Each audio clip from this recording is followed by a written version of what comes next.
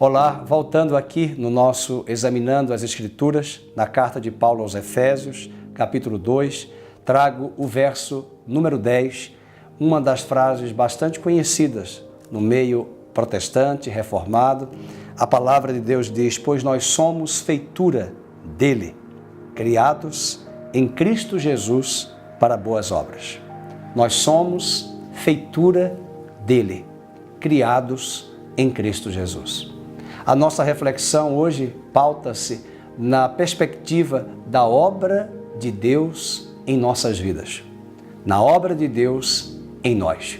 Aquilo que Deus tem feito em nosso homem interior, em nosso coração, em nossa vida particular, no nosso ser mais íntimo, o nosso espírito, moldando a nossa alma que estava maculada, manchada pelo pecado, pela transgressão de Adão e os seus efeitos, os tentáculos do pecado na nossa vida. Essa nossa alma está sendo tecida, preparada e moldada na imagem de Cristo Jesus.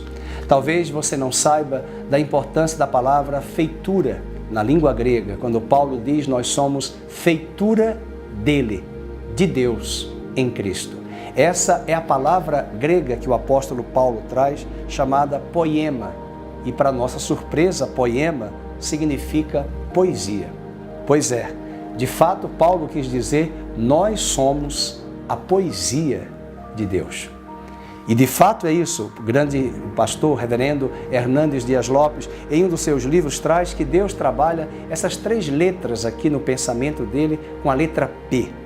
O poeta é Deus, a pena, a caneta é Cristo e a poesia é a minha vida, é a sua vida em Cristo Jesus.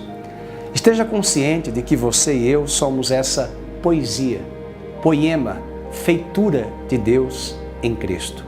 A obra que Deus começou na sua vida, Ele vai completar, Ele vai aperfeiçoar.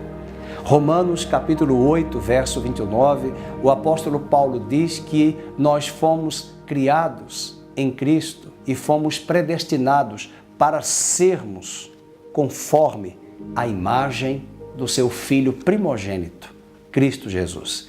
Esse é o nosso alvo, esse é o nosso objetivo, parecermos com Jesus. E como nós somos uma poesia, uma feitura, uma obra de Deus que está sendo realizada em nossa vida, Ele se utiliza de um instrumento chamado cinzel, do artista, do pincel. E esse cinzel é a sua palavra, que vai moldando, que vai tecendo, que vai trabalhando ali, consertando aquelas arestas, aquelas áreas dos tentáculos da natureza adâmica que ainda persistem e insistem em nossa vida, em nosso homem interior. Portanto, Romanos 8, 29, eu quero parafrasear dizendo: Deus está esculpindo em nós o caráter de Cristo Jesus.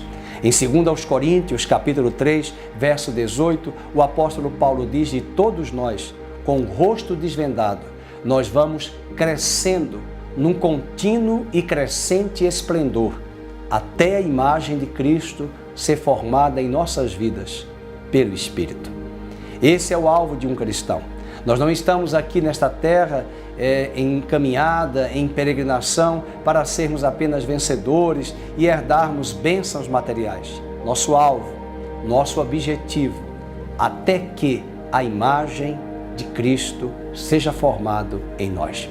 Nessa mesma carta de Paulo aos Efésios, o apóstolo Paulo afirma: até que cheguemos à estatura da varonilidade do homem perfeito em Cristo Jesus. É por isso que Paulo diz que Deus deu à igreja apóstolos, profetas, pastores, evangelistas, mestres, para que todos esses ministérios capacitem o corpo de Cristo, capacitem a igreja, a fim de que a igreja, que somos nós, cheguemos juntos em unidade da fé à estatura da varonilidade perfeita, cujo alvo é Jesus.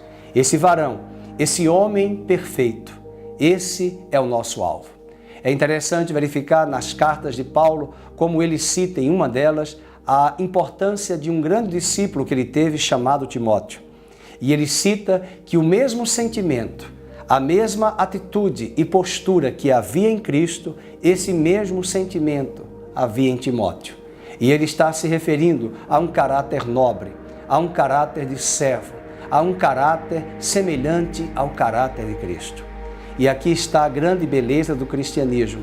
Não são os nossos feitos, não são as grandes conquistas, não é aquilo que fazemos para o reino de Deus, mas é aquilo que Deus realiza em nós, a obra de Cristo em nós.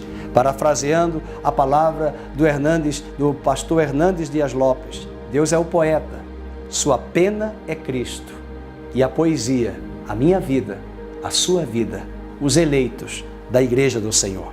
A conversão não é o fim, mas é o início.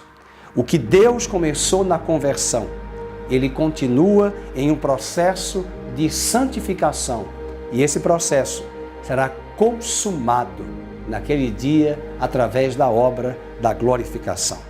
Quantos anos Deus trabalhou na vida de Moisés? 80 anos. 40 anos no palácio. 40 anos no deserto, servindo ao seu sogro Jetro.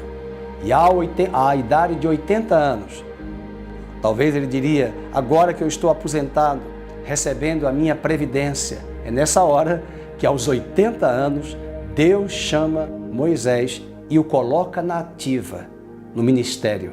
Porque antes de Deus fazer algo por nosso intermédio, Ele está muito mais preocupado em fazer uma obra grande, profunda, de qualidade em nós. E eu pergunto, você sabe qual é essa obra de Deus na sua vida? Uma poesia.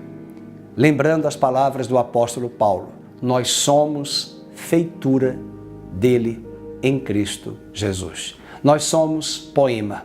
É por isso que o apóstolo Paulo também afirmou na carta dele mesmo aos Coríntios, dizendo, nós somos as cartas vivas de Cristo Jesus. Não se esqueça, a obra do pecado contra nós, a obra de Deus por nós, a obra de Deus em nós. E no próximo estudo nós voltaremos e iremos finalizar esse capítulo 2, nessa primeira parte, trazendo a obra de Deus por nosso intermédio. Deus abençoe a sua vida. Até lá no nosso próximo estudo.